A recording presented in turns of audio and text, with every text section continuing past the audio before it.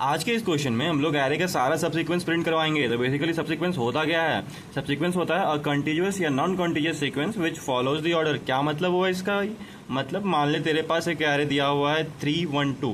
तो अगर इसका तेरे को बोला जाए सब सीक्वेंस लिखने के लिए तो एक 3 हो जाएगा, 1 हो जाएगा, 2 हो जाएगा, फिर 3 1 हो जाएगा, फिर 3 2 हो जाएगा, फिर 3 1 और 2 भी हो जाएगा, और एक खाली एरे भी हो जाएगा। कैसे? यहाँ देखो ये सिंगल है, कंटीजियस, कोई दिक्कत नहीं, कंटीजियस कंटीजियस, और ये भी 3 1 कंटीजियस है, 3 2 ये नॉन कंटीजियस है क्योंकि पहले 3 आया, फिर 1 बीच में था, वो नहीं भी आया, कोई दिक्कत नहीं है, उसके बाद 2 आ गया और ये पूरा कंटीजियस है। लेकिन अगर तुम बोलो कि क्या 2 3 और 1 होगा क्या, तो ये बिल्कुल भी नहीं होगा। ये एक ऑर्डर में नहीं है, ऑर्डर को फॉलो नहीं कर रहा है। 2 सबसे लास्ट में था, यहाँ पे तुम सबसे पहले लिख रहे, तो ये सब सीक्वेंस नहीं कहलाएगा। तो अब इसका हम लोग कैसे समझेंगे कि इस क्वेश्चन को कैसे बनाना है? तो तुम देखो यहाँ पर कि हम लोग क्या कर रहे हैं। बेसिकली सबसे पहले मान लो तुमने 3 लिया, फिर 1 लिया, सॉरी 2 लिया और 1 को नहीं लिया।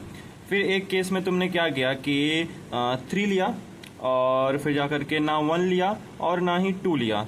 फिर एक केस में क्या कर रहे हो तुम कि उसी तरह सेम 3, ना ही 3 ले रहे हो, ना ही 1 ले रहे हो और सिर्फ 2 ले रहे हो। तो इसमें तुम लोगों देखो हम क्या कर रहे हैं हर स्टेप पे कि कुछ ले रहे हैं और कुछ नहीं ले रहे हैं। तो एक इंडेक्स के लिए हमारे पास 2 ऑप्शन बनते हैं, या तो लेना है या फिर नहीं लेना है। तो कैसे लेना है और कैसे नहीं लेना है चलो कोड में दिखाता हूँ। यहाँ देखो ये रहा हमारा मेन फंक्शन। यहाँ पे मेरा एरे तैयार है और मैंने अपने फंक्शन को कॉल कर लिया 0th इंडेक्स और एरे के साथ।